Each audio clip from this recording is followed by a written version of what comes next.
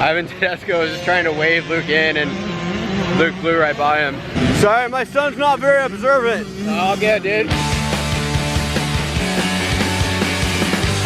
Do you remember? Do you remember? That was an awesome fall. You guys crack me up. Seriously, right there. You guys are too funny. It always amazes me what content takes off from the vlogs and stuff. We're at day 2 of RV camp. I posted up some pictures and videos on Instagram from yesterday. It's just funny because the most responses, comments was about Luke's rear fender. What happened to Luke's rear fender? Did he crash? Did he loop out? Did the bike go end over end? Did Rodney Matt cut the fender off? I think I mentioned it a little bit in yesterday's vlog, but just to reiterate, what happened was there's some sections of the track that are really soft, really wet, and built up a lot of ruts. Luke tipped over in one of the ruts, which a lot of the kids in his class were doing. It wasn't like a high-speed crash or anything. I'd say there's about 8 or 10 kids in his class. There were probably like 3 other moto dads that were there. And basically we were just there to help out. We were going around the track. Whenever a kid fell over, it doesn't matter if it's yours or somebody else's. We were just there to try to help out with the other kids when they fell over, which they were doing a lot because it's a beginner 65. It was soft and super rutted. So Luke fell over and another moto dad came and helped him pick up the bike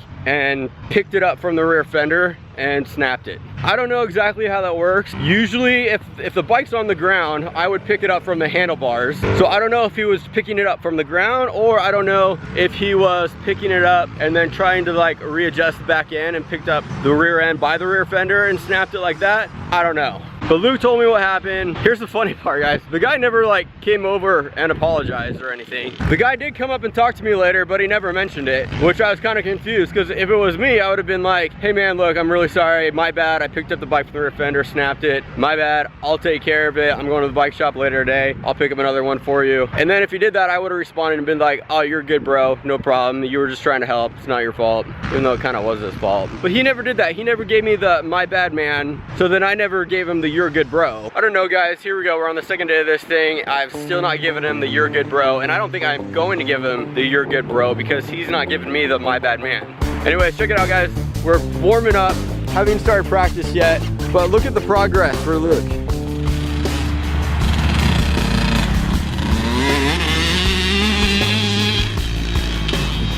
You know what, I'm kicking myself right now. We should have done a lap time yesterday on this track. He probably would have cut that lap time in half. He's going so much faster than he was yesterday.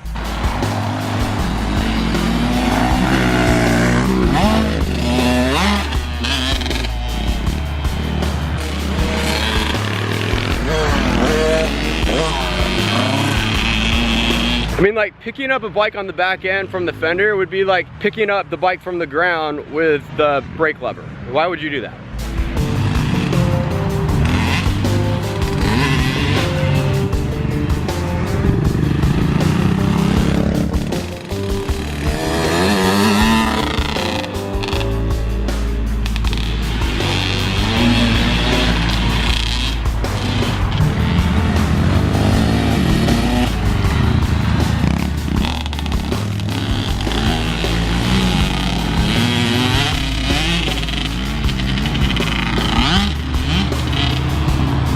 Luke!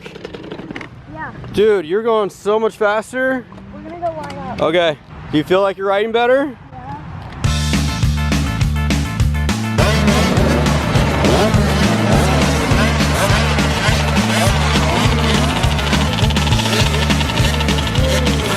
This is the actual warm-up practice. 65, all 65s in this one. Beginner, junior, intermediate.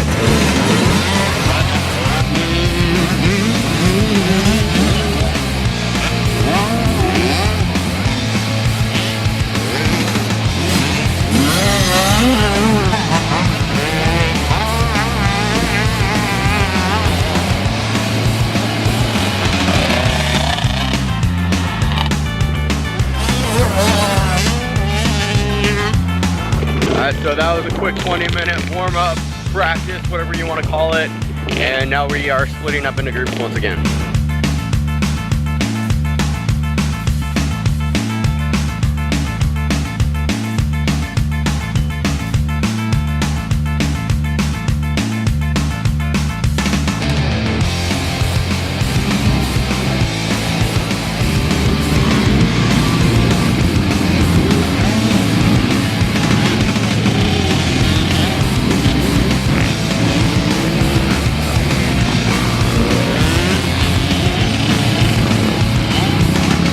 got Tyler Villapoto working with us this round. We're working on this long sweeper, keeping your leg out in front of you, keeping it off the ground, but tight to the bike. So what we're doing is we're standing up through this section right here. It's not too rough right now, but as the day wears on, there's gonna be a lot of braking bumps through here. Hard to see it, but we're supposed to be standing up until we hit that line, and then we go into the turning position. Luke's gonna do an example for you. Standing up through the braking bump, stand up, sit down, leg out.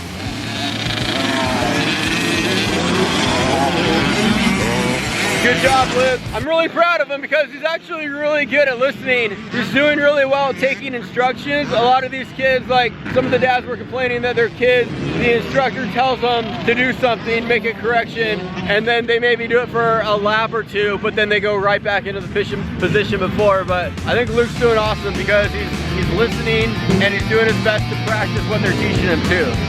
So, good job, buddy.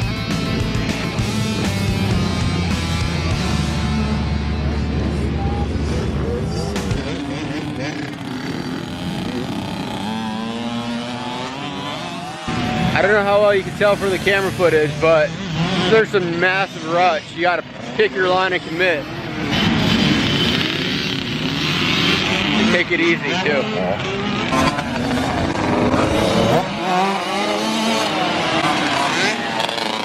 Ivan Tedesco was just trying to wave Luke in, and Luke flew right by him.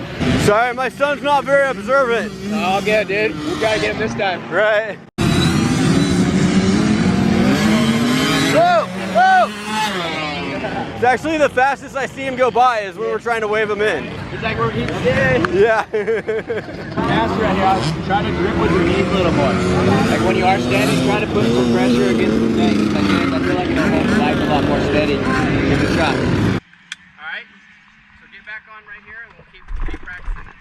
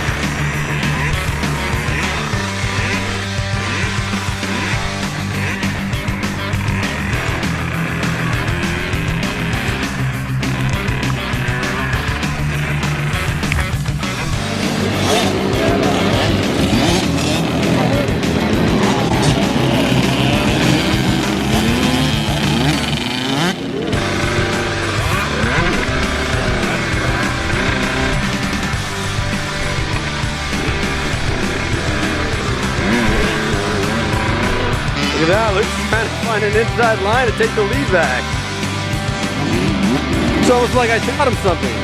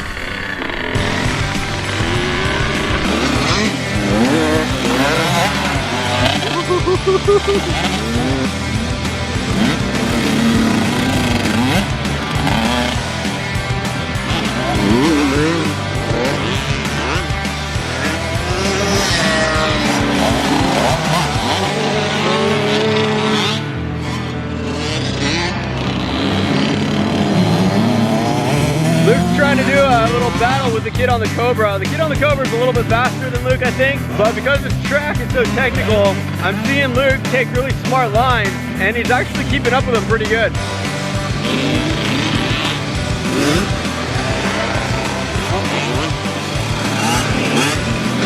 Oh. the inside, Luke. Hold the inside. Nice, nice, nice. Here you go, buddy.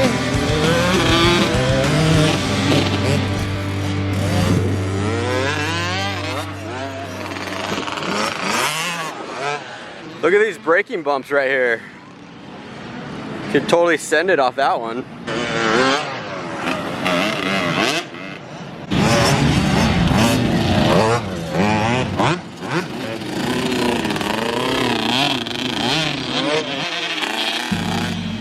These kids are doing really good considering how rough the track is right now.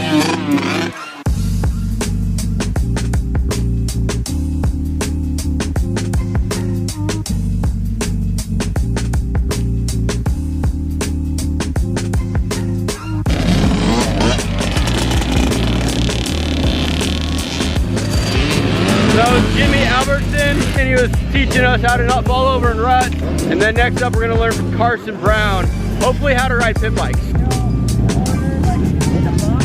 bumpy, I want you to squeeze as tight as you can with your legs. Get into the corner, I want you guys to chest forward so that your front end is getting driven.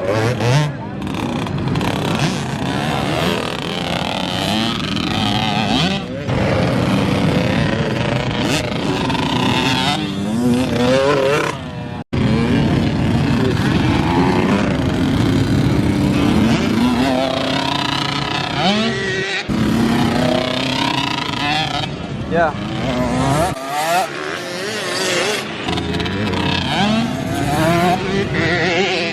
Well guys, it's about 3:30 right now. We had a good day. We had a good second day. It was a long day. We're exhausted, a little sunburnt, but it's all good. So we decided I'm gonna run home. It's a 2-hour drive.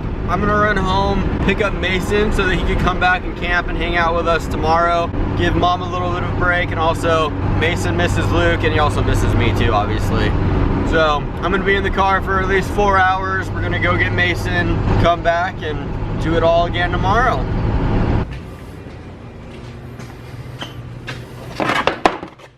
Luke's old KX 110 rear fender. Good thing I hung on to that one. Mason, did you miss me? Like a lot? Did you miss me or did you miss my starbursts? I didn't know you had these. All right, on our way back up to Grays Harbor. Mason, how are you feeling? How's your nose? Good. Is it all right? Okay, cool. So after 2 days of experience at the moto camp, I have 2 thoughts that I could share. The first thing that I was impressed upon is that we really didn't cover jumps at all. And they never really focused on, okay, you need to get on it here, you need to accelerate more, you need to twist the throttle harder. They didn't really cover jumping or going fast at all, which makes me realize that I kind of did things backwards. Sorry, the light kind of looks weird there. Makes me realize that I kind of did things backwards, because for me, when I was teaching my kids, one, I wanted them to be comfortable with the acceleration, and I also wanted them to be comfortable with jumping and clearing gaps. And I would set up little doubles and little ramp jumps. I wanted them to be comfortable in the air. And then I thought, okay, once they're comfortable with being in the air, once they're comfortable with the power of the bike and accelerating and going fast, then we could worry about body position and, you know, little technical things to help them to be more stable on the bike. And now I'm kind of realizing that's probably backwards. I should have just focused on body positioning, focus on gripping the bike with your legs, putting your toes in the right position, elbows up, those kind of things. Because if you do that, you may be going slow, but if you just keep doing that, eventually the speed will come. And I didn't realize that, but that's one thing that I feel like I probably could have done better or changed when I was first starting out teaching my kids to ride. The second thing I want to say is that moto dads, you guys need to chill out. Like seriously, just have fun. I remember when I was a kid, I remember seeing dads at the track freaking out, yelling at their kids because they weren't going faster, because they weren't hitting jumps or whatever. And I guess, you know, I knew that it existed, but it didn't really affect me in the way it does now, because now that I'm a dad, seeing a dad yell at a kid on a 50 because he tips over in a rut or something, it's just not cool, guys. Chill out, just have fun. I know you probably took time off work for this. I know you probably spend a lot of money to get here. You want to make the most of it. You got the best people in the world, the best riders in the world there to teach your kid, and you want them to put effort into it. But seeing a dad threaten that you're gonna take your kid home if he doesn't try harder, it's a great way to ruin a relationship. So don't do it. Dad, chill out. Yeah, chill out. Me, I am chill. You want me to chill out? I can't chill out any more than I already am, Mason. Okay? I'm just kidding.